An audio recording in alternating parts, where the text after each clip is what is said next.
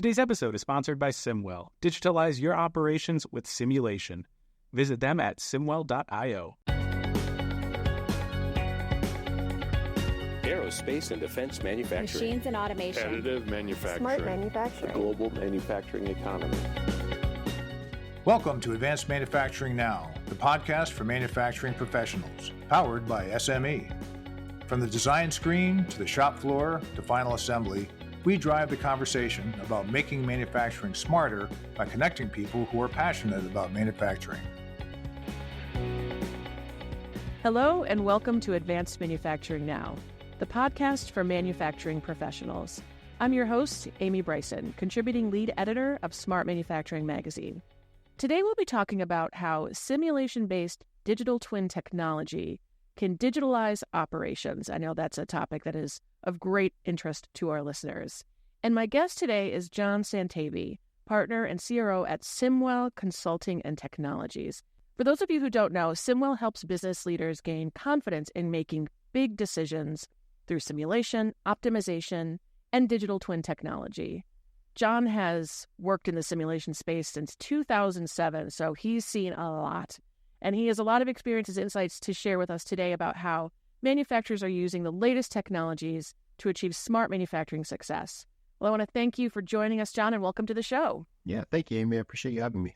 You're welcome. And before we jump in, can you give our audience just a bit more background about yourself and the work you and your team are doing over at Simwell? Yeah, absolutely. I've been working in simulation for about 15 years or so, in a lot of different ways. And so, simulation is a really fascinating industry where it's been around for 40 plus years, a very proven technology that has been expanding and growing as organizations get more access to data, and they're trying to figure out what can we do with it and how do we make our operations more efficient and our teams more efficient, and how do we improve on it. So it's seen a lot of change in this industry over the last 10 to 15 years. I've started working with a big organization that was doing simulation for about 6 or 7 years before moving to do this through Simwell, through our own company. And at Simwell, we are, I believe, the largest company in the world dedicated to doing simulation, optimization, and digital twin. We've grown from about 5 to 80 people over the last 5 years or so because of the adoption, because so many folks are adopting this technology and understanding the value of this technology and applying it across their sites, across their enterprise, from manufacturing to supply chain and warehousing, logistics, all over their operation.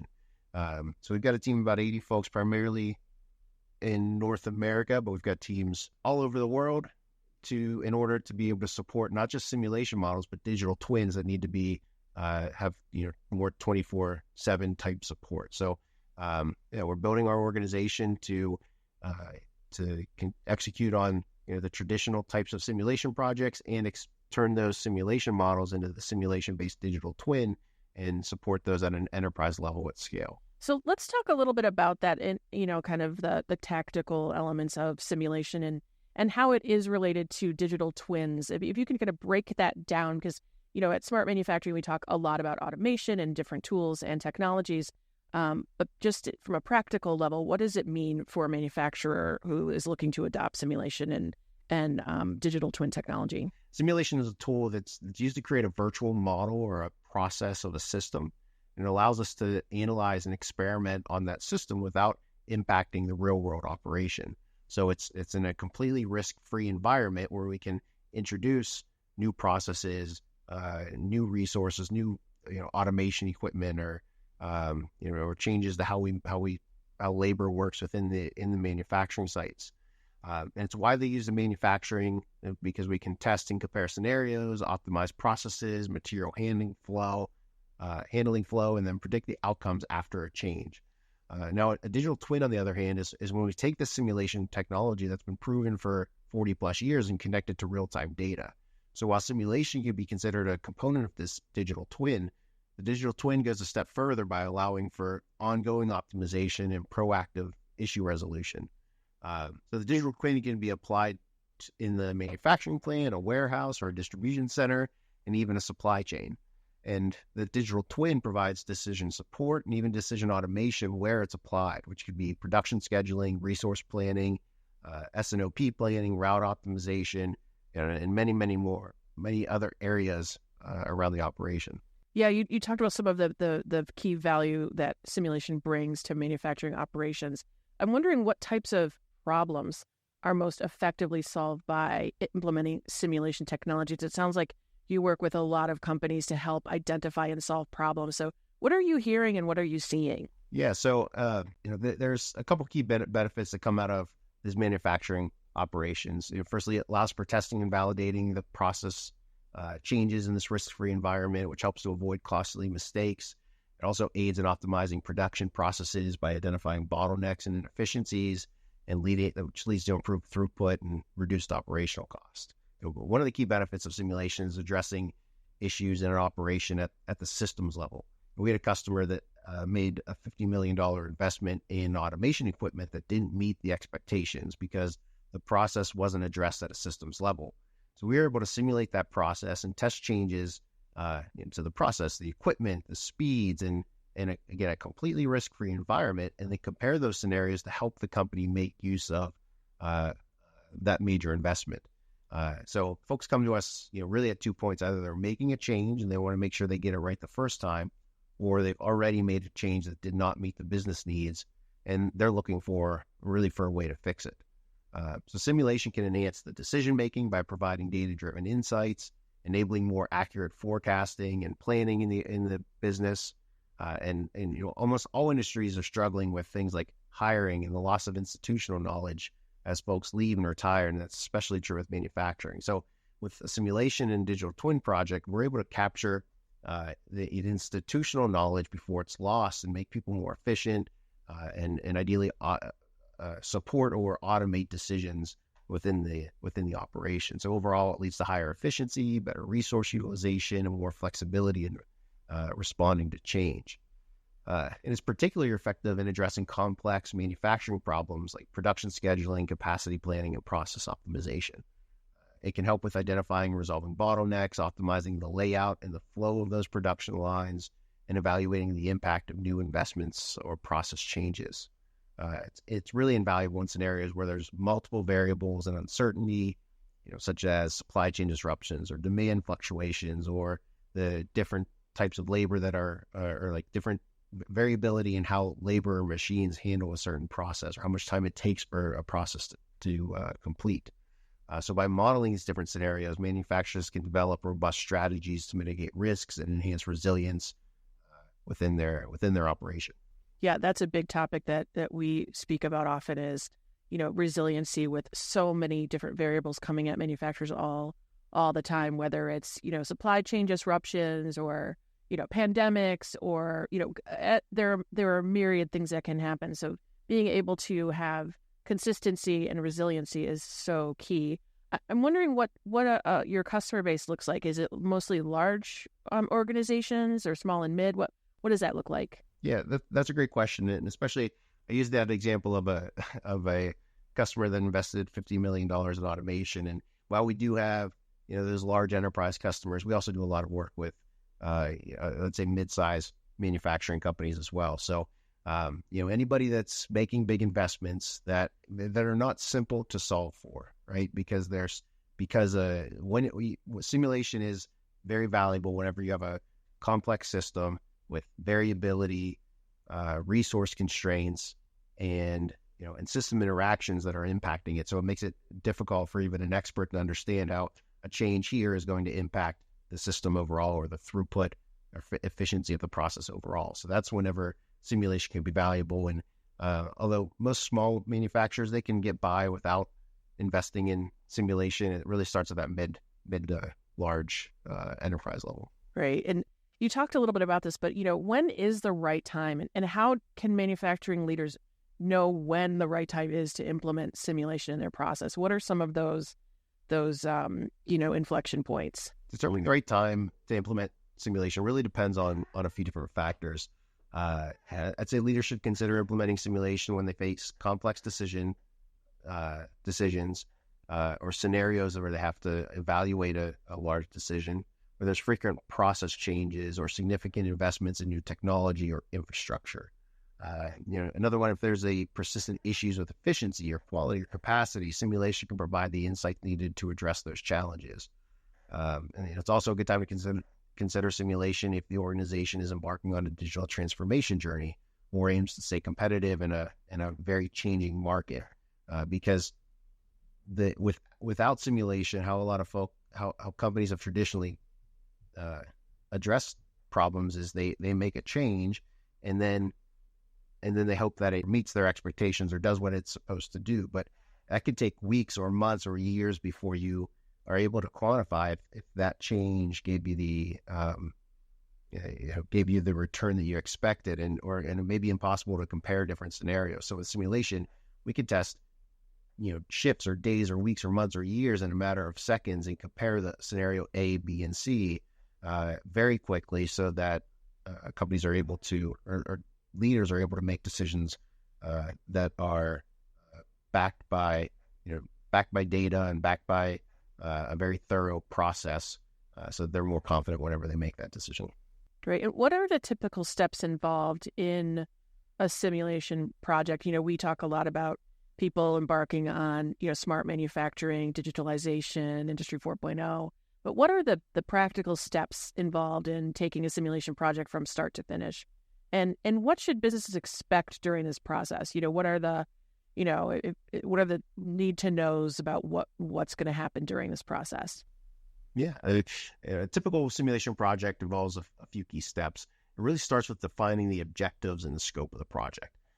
We have a saying that we always want to build the simplest model to solve the business problem. There's a lot of reasons for that, but it starts with making sure we define those objectives and the scope. And the objective of simulation is never to build a model; it's to solve a business problem. So we need to make sure that is well defined.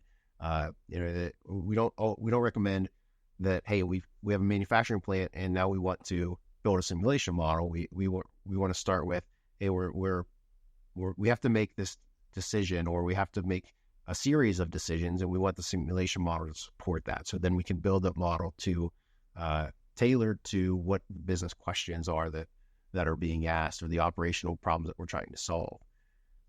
So next, once the models, next we get into model development and verification and validation to ensure it reflects the real world processes accurately. So that's a really important part. What the folks that are involved, the stakeholders, need to trust the model, and they need to trust what the model is telling them. So in all of our projects, we go through a very thorough process of verification and validation, where we compare the outputs of the model to the real world operation. And by doing that, we can help to build trust in what the model is, that the model is accurate. And then the changes that we make in the model are also going to be accurate to support the decision that needs to be made. So once validated, we go through various scenarios, we test them to help analyze and identify the best solutions. Then the findings are implemented in the real world processes, and outcomes are monitored to ensure the desired improvements are achieved. So businesses should expect a very collaborative effort, involving cross-functional teams, clear understanding of the project goals, and a commitment to data accuracy and continuous improvement to make the best use of these tools. Something we hear in almost every project is that the value isn't just in the simulation model that we deliver, or the analysis that we deliver. It's going through the process of documenting the manufacturing process and documenting how the system actually works, because we're not just working with, let's say, one person that thinks the system works in a certain way. We're talking to people on the floor, to managers, to engineers, and we're getting an understanding of how the operation really operates. And then earlier I mentioned institutional knowledge and capturing that logic, and that's part of where that's coming from, even before we get into building and developing the models. What is the tip? This is probably a silly question, but like a timeline, a typical quote unquote timeline for a project. What should people be expecting? Yeah, in manufacturing, of course, it depends. Are we starting with like a single line? Are we trying to model a site with a bunch of lines, or a lot of complexities and changeovers? And but I'd say on a typical project, we're looking at somewhere between 10 to 16 weeks. Of course, there's some that are more, some that are less, but that is probably a pretty good estimate in manufacturing. And it sounds like it's important for manufacturers to have a partner throughout this process. So, very consultative, be able to kind of hold their hand along the way. Is that your experience? Yeah, the simulation isn't easy, right? It's not. It takes a lot of. It's not a do-it-yourself. Yeah, I mean, you could certainly try, but it is what we're really doing is we're taking a real-world process and we're building it in a virtual environment and in an accurate way that is scalable and flexible and fast to support the decisions that need to be made. So that's why we've been able to grow the way we have, is partnering with our customers and being as efficient as possible and building these models, not just to answer one question, but making them flexible and scalable to be able to support many of the questions as they continue to change and grow and build their business. And we're trying to extend the life cycle of their investment so they can be used and ongoing. And that's, again, where we get from the traditional simulation model to the simulation-based digital twin. Yeah, that makes a lot of sense. So looking forward, what are you seeing in terms of emerging trends or advancements in technology that manufacturing leaders should be aware of when it comes to simulation and manufacturing? Yeah, so simulation and simulation-based digital twin is such an interesting industry because, again, this technology has been around for a long time. It's very proven, but now there's increasing integration of artificial intelligence and machine learning and optimization, which can enhance the predictive capabilities of simulation models.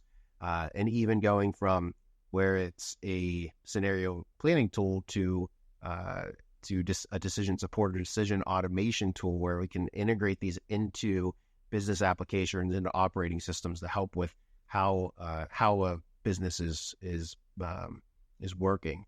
So the adoption of cloud-based simulation platforms is also on the rise, offering more scalability and accessibility. So we have customers that have traditionally maybe done this with one site or two sites, and now we've built solutions that are scaled across 400 sites and interfaces where not just the engineers are using it, but folks on the floor, folks that are managing an operation are able to use this for those daily planning or scheduling problems. And then, the concept of the industrial metaverse is gaining a lot of traction, where simulations are part of a broader digital ecosystem that includes your, IoT, your augmented reality and digital twins. So kind of having a strategy around, simulation could start in two different ways. One is we have this business problem to solve. How do we, can simulation help support that? And then how do we take that model and